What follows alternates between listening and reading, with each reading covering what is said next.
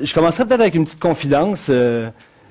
Bon, les journalistes ne sont pas censés dire ça, mais je dois vous dire que depuis 2008, pour les journalistes économiques, c'est une période absolument fascinante. C'est les plus belles années de ma carrière jusqu'à présent. On apprend des choses à tous les jours. On suit ça presque comme un roman. Bon, peut-être pas le meilleur roman du monde, mais quand même, quand évidemment, on prend conscience qu'il y a toutes sortes de vies qui sont influencées, mais quand même, on est vraiment en train d'apprendre au fur et à mesure un peu comment l'économie va évoluer, comment on va essayer de la gouverner. Alors, c'est vraiment une période fascinante, même pour ceux qui s'intéressent assez peu à la chose économique.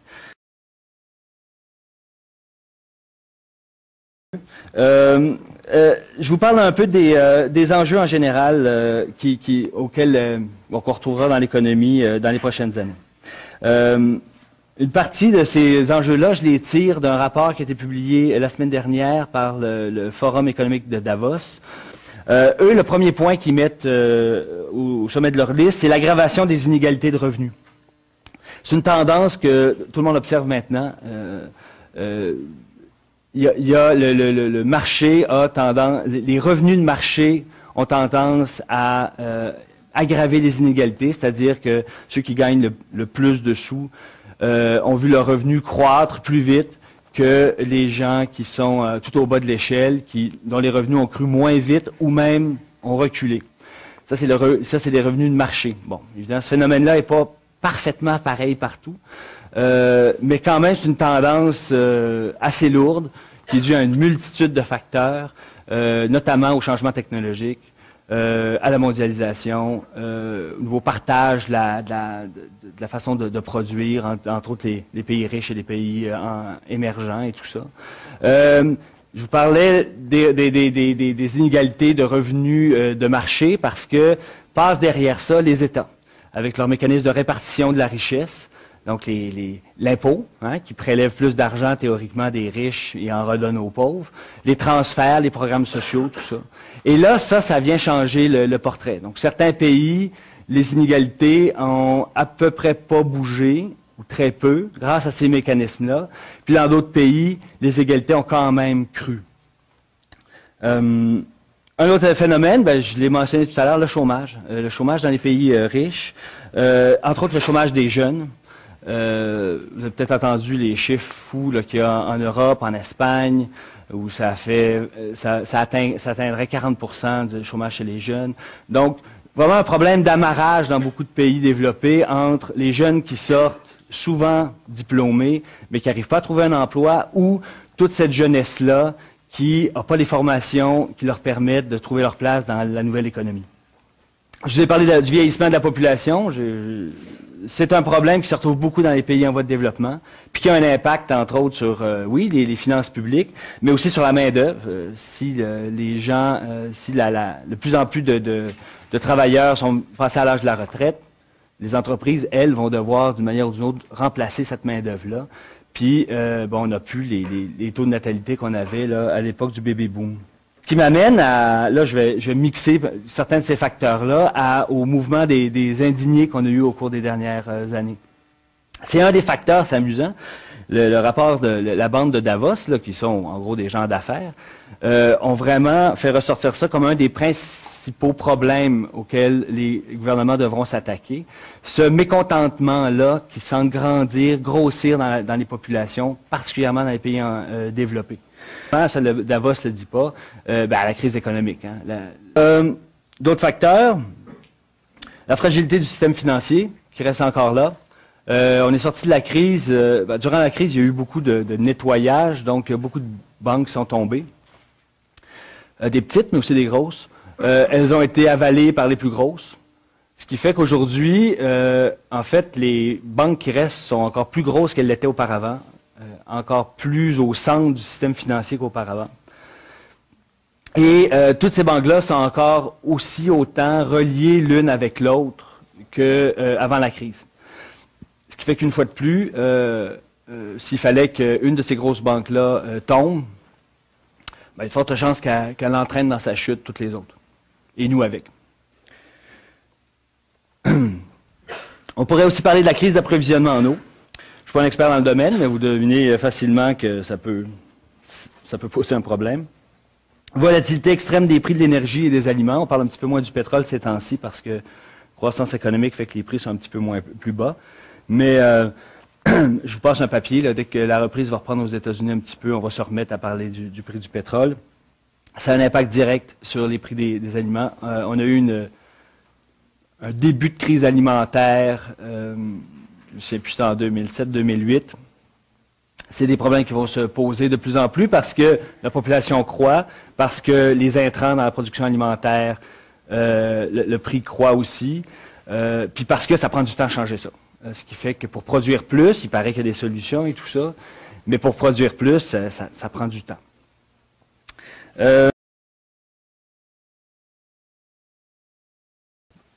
Poursuite de l'intégration de l'économie mondiale. Bon, est-ce que c'est un risque ou c'est un facteur de toute manière? Une des craintes, c'est de voir apparaître du protectionnisme. Habituellement, quand l'économie va pas bien, quand les gens sont dans la misère, leur réflexe, c'est de dire fermons nos frontières aux produits étrangers, aux travailleurs immigrants, aux autres.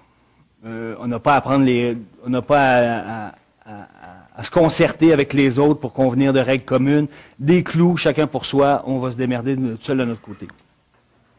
D'ailleurs, concrètement, on peut constater qu'à l'OMC, l'Organisation mondiale du commerce, qui est le grand forum des règles commerciales internationales, les négociations qui sont en cours, c'est le cycle de Doha qui a été lancé en 2001, sont complètement à plat. Des questions de relancer de nouveaux cycles, de laisser faire. C'est, en gros, ça fonctionne pas partout. On était arrivé vraiment à un arrêt complet. À ça, on pourrait ajouter aussi les événements imprévisibles. La seule chose qu'on peut prévoir, c'est qu'il y aura des événements imprévisibles dans les prochaines années, que ce soit des catastrophes naturelles, des pandémies. Le dernier frisson qu'on a eu, c'était la grippe H1N1 qui, heureusement, s'est pas trop matérialisée. La grippe aviaire avait eu beaucoup plus d'impact sur l'économie. Et tous ces facteurs-là, enfin ceux que je vous ai nommés et bien d'autres, leur particularité, c'est qu'en fait, ils sont tous liés les uns avec les autres. Ce qui fait que ça peut faire toutes sortes de chimies totalement imprévisibles. Un bon exemple, c'est d'abord la dernière grande récession qu'on a eue, qui est partie d'un défaut dans le secteur immobilier, d'un produit financier ésotérique qu'on appelait les subprimes. Tout le monde a vu ça, tout le monde a dit c'est un petit problème, ça aura peut-être un petit impact sur l'économie américaine. On n'avait pas vu que les subprimes étaient dans toutes sortes de produits financiers que tout le monde avait aux États-Unis et ailleurs, et que quand les subprimes sont tombés, ces produits-là sont tombés, donc des banques sont tombées avec, et qui est amarré à ces banques-là aux États-Unis. Il y avait des banques en Europe et partout dans le monde, et donc ces banques-là aussi sont tombées, et quand tout le monde est tombé, quand la finance tombe, l'économie s'arrête. Un autre exemple, ça serait la catastrophe de Fukushima. Un tremblement de terre provoque un tsunami qui provoque une catastrophe dans une centrale nucléaire.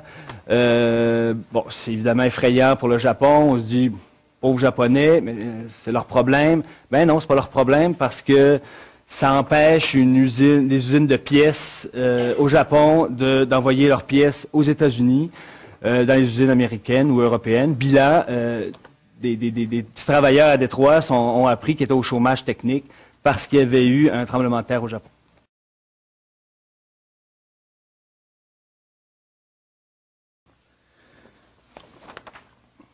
Les perspectives. Je vous le disais tout à l'heure, la croissance s'annonce extrêmement morose pour cette année et probablement au moins l'année prochaine. En ce qui a trait à la remise en cause du modèle économique, durant la crise, tout le monde a juré qu'on ne s'y referait plus reprendre, qu'on changerait, qu'on commettrait plus les mêmes erreurs. Il y avait toutes sortes de réformes qui avaient été promises, notamment au niveau des salaires. On disait que le salaire des grands dirigeants d'État, des grands dirigeants d'entreprise, les encourageait trop à prendre toutes sortes de risques inconsidérés. Il y a toutes sortes de nouvelles règles de gouvernance qui ont été établies, qui, entre autres, fait que les dirigeants d'entreprise seraient payés sur de plus longues échéances, que les bonus qu'on leur donnerait dépendraient plus des performances à long terme de l'entreprise, puis que si, au contraire, l'entreprise ne fait pas bien, bien, on pourrait leur retirer certains des bonus qu'on aurait promis. Toutefois, le niveau de la rémunération n'a absolument pas changé, bien au contraire. Pas plus tard que l'année dernière, Wall Street a battu son record de 2007 pour ce qui est de la rémunération de ses dirigeants. Et donc, tous les indignés de la Terre qui trouvaient que c'était effrayant parce que les gens des finances, des banquiers, tout ça gagnent trop d'argent, ben, ce qu'on constate, c'est que c'est encore plus le cas. Une chose qu'on pensait avoir au moins gagné dans cette crise-là, c'était une meilleure coordination internationale. Là, ça vous concerne vraiment directement en relations internationales. C'était vraiment fascinant de voir dans les pires heures de la crise comment est-ce qu'entre autres les banques centrales avaient des actions concertées.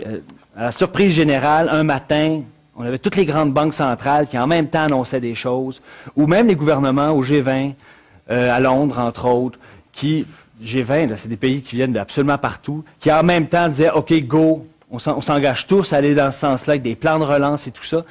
Tout le monde a dit, ben, on aura peut-être au moins appris, durant cette crise-là, à mieux travailler ensemble. Depuis la fin de la crise en 2009, le G20 semble totalement à la dérive. Il sort à peu près rien d'intéressant de ces sommets-là. Pour ce qui est de la concertation entre les banques centrales, ils continuent un petit peu à le faire de temps à autre, mais ça reste quand même des acteurs de seconde zone par rapport à ce que pourraient faire les gouvernements. Donc, c'est encore plutôt décevant de ce côté-là. Il y a eu, le modèle capitaliste occidental a été durement secoué durant cette crise-là, vous l'avez compris.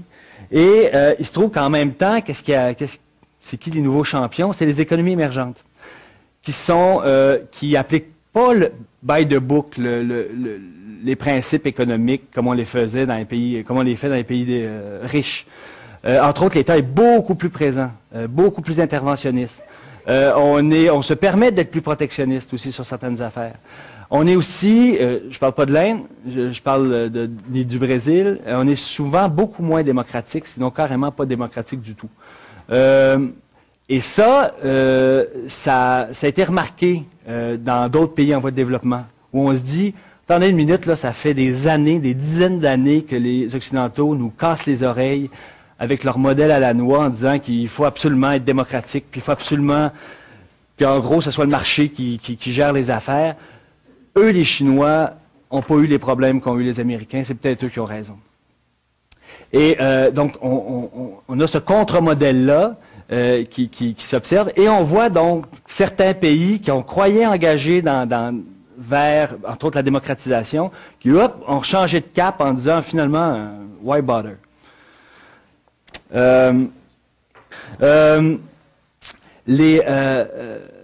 Il y a eu toutes sortes de petites réformes dans le secteur financier, tout ça, mais il est vrai que jusqu'à présent, dans les pays riches, on n'a toujours pas vu apparaître un nouveau modèle. On n'a toujours pas eu notre Keynes. Je ne sais pas si ça vous dit quelque chose, mais après la fameuse crise de 29, on a eu des penseurs, on a eu des théories qui sont venues dire les théories anciennes étaient fausses, étaient erronées, la crise l'a démontré, voici un plan de match pour la suite. Le keynésianisme, ça a été vraiment le plan de match qu'on a suivi durant l'après-guerre jusqu'au milieu des années 70, jusqu'à l'apparition du thatchérisme, de Reagan, du néolibéralisme et tout ça. Bon, on ne peut pas simplement dire, allez hop, on dépoussière notre Keynes puis on le réapplique aujourd'hui, parce que si on l'a abandonné dans les années 70, il y avait des bonnes raisons pour ça. Il y avait des trucs qui ne fonctionnaient pas bien. Mais on n'a toujours pas de modèle, de contre-modèle pour pouvoir dire, OK, on peut courageusement abandonner la façon qu'on a eu de faire depuis les 30 dernières années pour essayer autre chose. Et là, c'est peut-être là que vous arrivez, vous, les universitaires, les gens qui s'intéressent à ces enjeux-là. En fait, les praticiens, les banquiers, les gouvernements surtout, les banquiers ne veulent pas changer. Les gouvernements, les populations attendent qu'on leur propose des idées, des pistes de solutions.